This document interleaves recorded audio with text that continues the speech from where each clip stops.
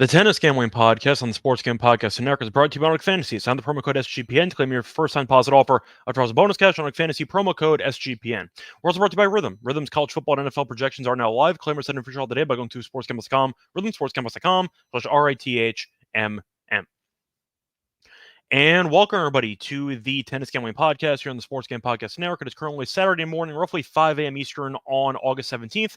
I'm Rosso, Scott Reichel, once again going solo for this podcast, this time in a random hotel room in Pennsylvania. For this episode, going to break down the quarterfinals in Cincinnati. Before getting to that, though, do want to briefly recap what happened in the Saturday matches. Before you even get to that, do want to remind everyone once again to like, subscribe on YouTube. Also, remember, don't forget to check out the podcast either on YouTube, or you can still do so audio only on Spotify or Apple. But when you do so, leave a rating and review, or also don't forget to like, subscribe. We're closing in on 500. Hopefully help us get there by, I'd say, the end of the month, or maybe a month and a half. So that's kind of the goal for now. Besides that, though, check out the SGPN merch store. A lot of great Tennis Gambling Podcast merch. We have sweatshirts, shirts, and mugs. Very affordable, and the clothes are very comfortable. Recommend you getting yourself something. And a reminder, we don't just have merchandise for the tennis show on the actual merch store. We also have the other shows with the network, and the featured show for the week is actually twofold. We have the Sports Gambling Podcast show, which did launch 32 NFL team previews, and they're giving away a $500 Circa Future for listeners, plus the EPL does return. So make sure to check out the Soccer Gambling Podcast and Premier League Gambling Podcast for your soccer needs. Plus, a reminder to subscribe to your podcast and a reminder to download the SGPN app. Time to start off with the recap for the round of 16. Starting off with the good news, we swept the podcast. So overall, nice episode. Ended up winning the lock with Rublev to win the first set and the match against Nakashima at -118. First set was close. It was tied 5-5 in the breaker. Then Rublev did win the final 2 points in the tiebreak to win it. Then he dominated the second set as he won it 6-1. So nice win there at -118. For the dog, we backed the Hurt catch over 2.5 set train, and it keeps cashing as Caboli ended up winning the second set before losing comfortably in the third. So either way, nice sweep for us. We've now swept 5 of the last 6 episodes, which is definitely, I'd say, solid, and hopefully we keep it rolling here for the rest of the tournament. Now, before we get into the quarterfinal previews, do want to briefly cover all the other matches for the Friday slate. Now, I was going to initially title it the round of 16 recap, but in reality, there were a couple of matches that were not actually completed from the day prior, so we are going to cover those as well. Starting off with the first matches, you had Rublev winning in straight sets against Nakashima. You saw Zverev beat Carreño Busta in straight sets, competitive though, 7-5, 7-6. You saw Alcaraz finish his match against Monfils. However, he was up a set, down 3-1 in the breaker, and he lost outright as he ended up losing the tiebreak 7-5, and then he ended up losing the third set 6-4. He spiked a racket multiple times. He kind of had a temper tantrum, and he said after the match it was the worst match he's ever played. So props to Monfils for getting the job done, defeating a top 3 player in the world at this stage in his career. But either way, point is Alcaraz did lose in his first match back from the Olympics. We'll see if he can bounce back for the U.S. Open. Besides that, though, Ruud ended up getting killed by Felix. I believe that line opened at like -110 or -120. Then it closed at like -160. Ruud, after withdrawing from Montreal, I thought would be very vulnerable, and he was, as Felix did win that one, only dropping 4 games the entire match. Thompson didn't show up as he ended up quitting, and Sinner got a walkover into the next round. Shelton beat Morozin in straight sets. You saw Hurkacz beat Caboli in 3. Rune ended up beating Monfils, as Monfils had to play again later that day, and Rune beat him in 3 sets. Draper pulled off the comeback as he ended up losing the first set 7-5 to Felix, and he won the final 2 sets 6-4, 6-4. I'll get into the drama surrounding it in a second. And for the last match, you had the best match of the day, which was Tiafoe outlasting Leheshka 6-4, 6-7, 7-6. Now, the main drama for the actual card on Friday, I should say, yeah, I have Saturday recap, sorry. Friday was the, of course, final point in that Draper and Felix match, which was the result of a double bounce, preceded by no call, and it was on match point. The ball went over, and Draper eventually got the job done. Can I blame Draper for really not calling it out after it happened? No. I feel like people are expecting Draper to be a solid, like, sportsman, to show proper sportsmanship and to admit the ball hit the ground. There's a decent chance he has no clue the ball hit the ground. Like, he was reaching for the ball. He maybe thought he framed it and it went over. I don't want to fully admit that Draper, at least on his behalf, that he knew that it was a double bounce. There was a chance he was sprinting for the ball. He thought he got there on time. he didn't, and the ball kind of ricocheted off the racket, off the floor, and then went over. It was a very weird overall play. I'm not going to blame Draper for that. If I'm going to blame anybody, it would be either the chair umpire for missing it or just the actual review process for tennis, because I don't understand why you can review with Hawkeye the out calls for the actual lines, but you can't review double bounces. It feels like if you have the cameras in place, you should have the technology to be able to review that. So I do think that that's one area they need to improve on for the review process. Hawkeye should also be included for double bounces. That's kind of where I think the main adjustment should be. I can't blame Draper. I'm not going to automatically assume that he basically cheated and he knew the ball double bounced. I'm not going to say that happened. I think that's kind of assuming too much, negatively speaking, about Draper. It was unfortunate for Felix. It was a bang-bang play, went in Draper's way. That should be reviewable, and it's not. That's kind of the main issue that I have with that actual culmination of the match. Besides that, though, that's kind of going to wrap it up for the recap on Friday. Once again, a lot of matches that were actually drama-filled. You had the three-setter between Monfils and Alcaraz. Even the Zverev match was competitive, 7-5, 7-6. And then you had the final four matches of the day go to 3 sets. So a lot of drama, a lot of marathons, and hopefully that continues into the quarterfinals. Besides that, though, I see Justin stopping by. How's it going, Justin? Stopping by at around 5 in the morning Eastern time. Ryan asked me for the lock. You got to stay around for the end of the show to find that out, Ryan. Not going to tell you that in the first 5 minutes of the show. Besides that, though, Justin, thanks. Appreciate it. Hopefully, all of you have been cashing with me for the solid run we've had for the last couple weeks, whether it involves the lock and dog picks or even Nishioka at like 35-1 to win in Atlanta. That was about a couple weeks ago. Been a good run. Hopefully, keep it rolling here for this one. Anyway, before we get into any of the actual preview for the quarterfinals, do want to remind you once again that we are brought to you by Nook Fantasy, because if you go 8-0, you can win 325 times your entry, or play fantasy football the right way with Best Ball Mania. Best Ball Mania is now live with $15 million in prizes. And I'll also just launched their season-long college football projections, higher or lower on your favorite college football players. You can now use specials and boost on all your flex entries. I know I gave out for the last episode the Caitlin Clark higher on her assists at 9.5. She finished with 10. So can't complain there. I'll probably go back to Angel Reese with her rebounds, because why not? I think she had 15 in the first game post All-Star break. Don't mind her higher rebounds there. Sign up the promo code SGPN to claim your special pick and first time positive offer. Up bonus cash on Fantasy, promo code SGPN. Welcome back, everyone, to the Tennis Gambling Podcast. Just finished recapping what happened on Friday. Now it's time for the preview of the Saturday matches. Starting off with the first match, you have a matchup which should be a fun one. One main takeaway, though, that I had from the 4 matches before we get into it, all of them look competitive. It really did not seem like there was one extremely lopsided matchup. You can argue that Zverev and Shelton might be lopsided, but the point is both guys are still ranked within the top 15. So really not any, I'd say, Cinderella stories here. You're looking at Shelton, I guess, who might count, but he's ranked 14th in the world. So really no Cinderellas. Draper, I guess, counts. He's still ranked 28. So really no guys out of left field, and as a result, it should be a competitive set of matches here for the upcoming slate. Now, getting into the first match, you have Sinner against Rublev, which was a rematch, actually, of the match that happened in Montreal about a week and a half ago. For this actual matchup, Sinner is a big favorite, to no surprise. He's minus 327. Rublev is around plus 272. For the spread, minus 3.5 for Sinner, plus 3.5 for Rublev. The over-unders at 22.5 games. For the set spread here, you have Sinner in straight sets. Sorry, trying to find that. Sinner in straight sets is around, where is it? Okay, Sinner in straight sets is about minus 110. Rublev to win a set is minus 120. The over 2.5 sets is plus 155. The head-to-head's been very competitive in the history between these two players, as Rublev just beat Sinner in the last meeting. You could argue that Sinner got injured midway through. Point is, though, a win's a win, and you are looking at Rublev making most of the matches competitive here. Each of the last 2 matches were quite competitive. Sinner did win in straight sets this year in the Australian Open, but there was a breaker in there. And if you watch the match, Rublev definitely should have won at least one set there. He blew a bunch of breakpoint chances, and it did seem like Sinner kind of escaped by winning in straights. So the point is, Rublev probably should have won a set in that match as well. Vienna was close, 7-5, 7-6. Miami was not close last year. They faced off in the French Open in 2022. Rublev was up Rublev was up 2-0 in the third, 1 set apiece, and Sinner got injured. Faced off Monte Carlo in 2022. That went to 3 as well. Faced off in Barcelona on clay. That one was more in a relatively straightforward fashion, as Sinner won in straight sets with breaker in there. Point is, most of these matches were competitive. You've had 2 straight matches that have been Once again, matchups that Rublev probably should have won at least one set in.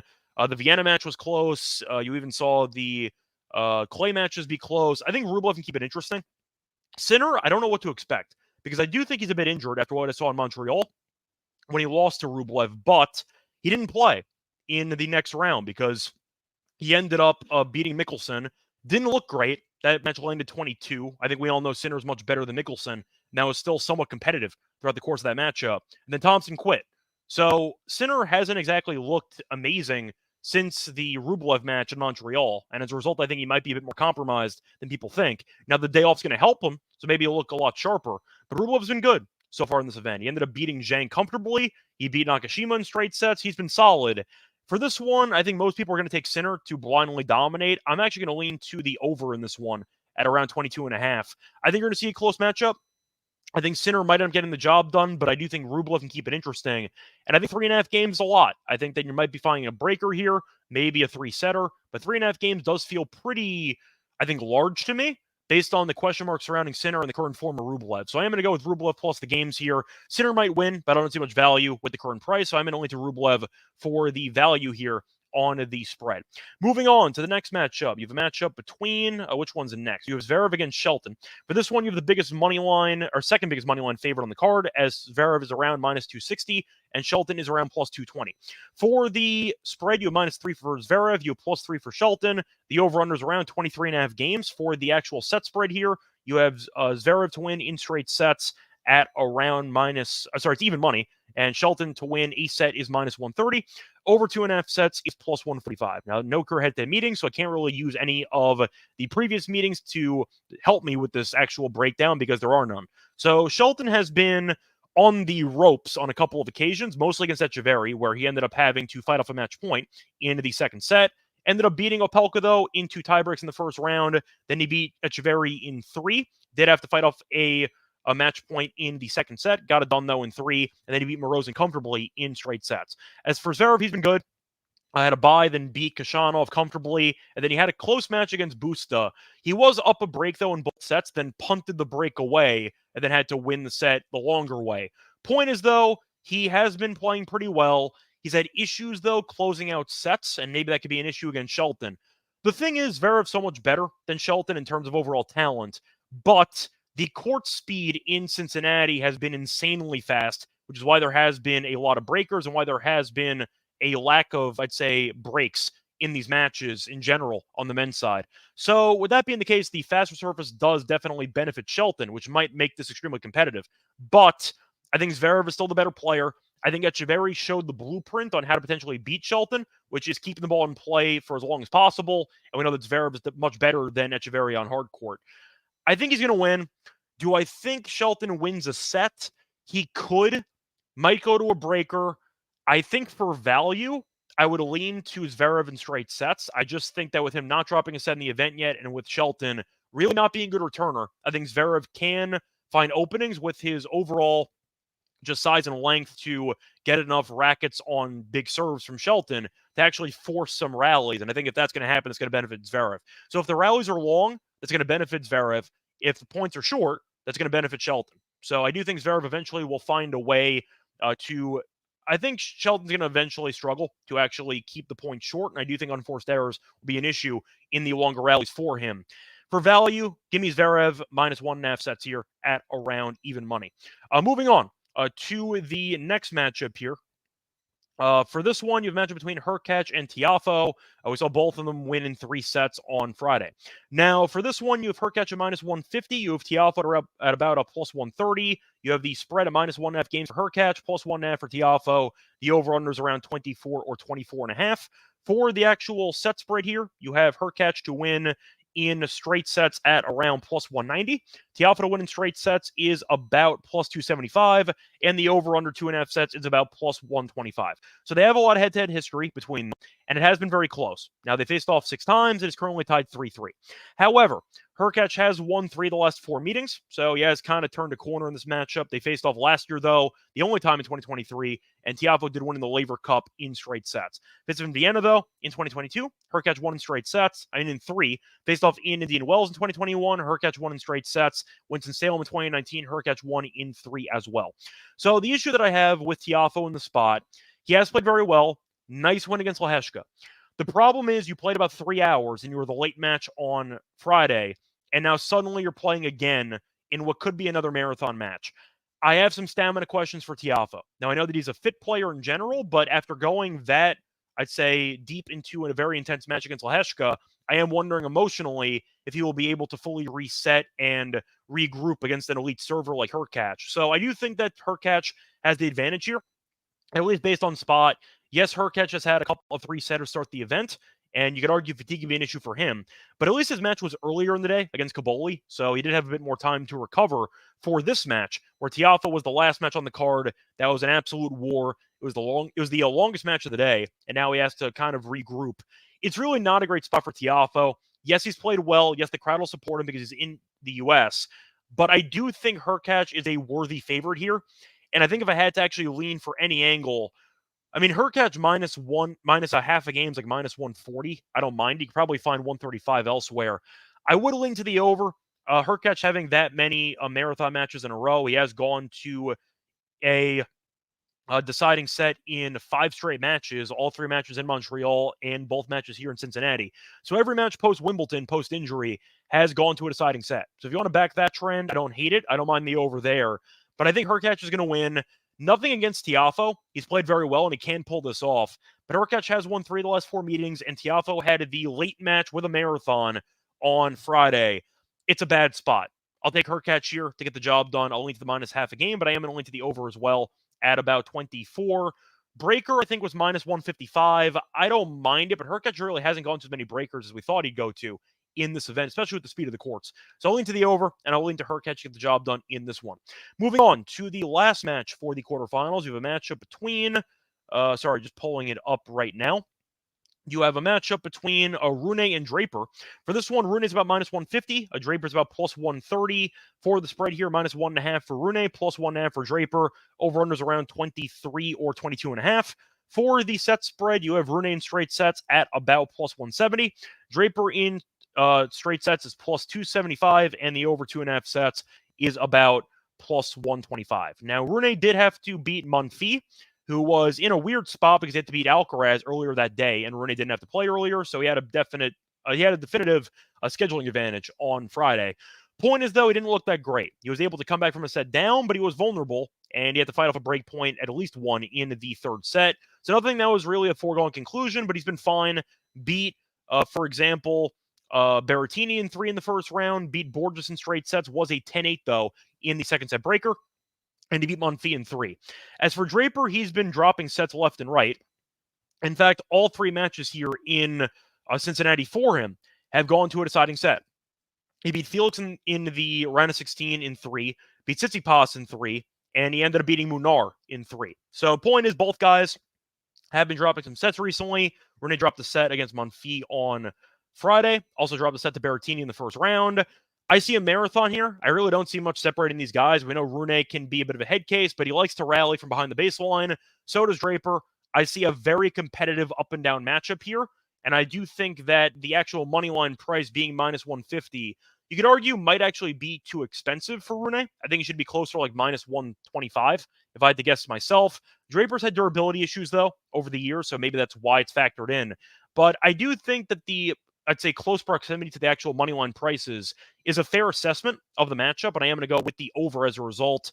The over 2.5 sets at plus 125 I like. I think you'll probably see 3, and I am going to go with that as my main choice for this matchup. That's going to wrap it up, though, for the 4 quarterfinal matchups here on Saturday. Now it's time for the lock and dog picks. But over to that one, remember once again, they're brought to you by Rhythm, because Rhythm does have you covered for football season, whether it involves college football or NFL, because they have models for you on Rhythm. You create your own winning model, so do it yourself, or let Rhythm do it for you. You can decide what stats matter to you, and Rhythm will help build you a custom model around it, or just let Rhythm and its predictive model do it for you. A reminder, Rhythm does have you covered for NFL Week 1 and college football Week 0. And a reminder, You can claim a 7-day free trial today by going to sportscampus.com rhythm, sportscampus.com, just RETHMM.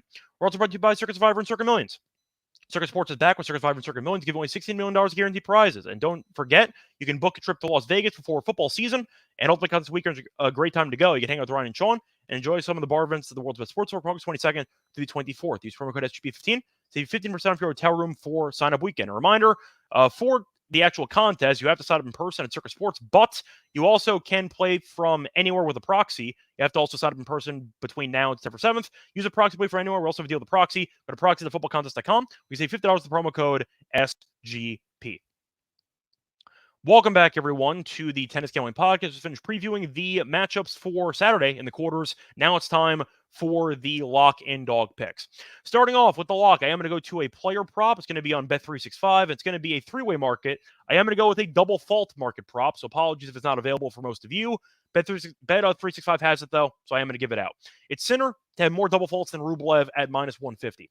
Couple reasons why I'm going to take this as my lock. First reason, Sinner's been double faulting a lot recently. He's double faulted at least 3 times in 3 straight matches, and Rublev's been very good at keeping his second serve under control in this event. He has only double faulted 1 time in the entire tournament. That was against Nakashima in the last round. Had 0 against Zhang in the first round. So you have one guy that's kind of been double faulting a lot, one guy double faulting a little, and it's minus 150.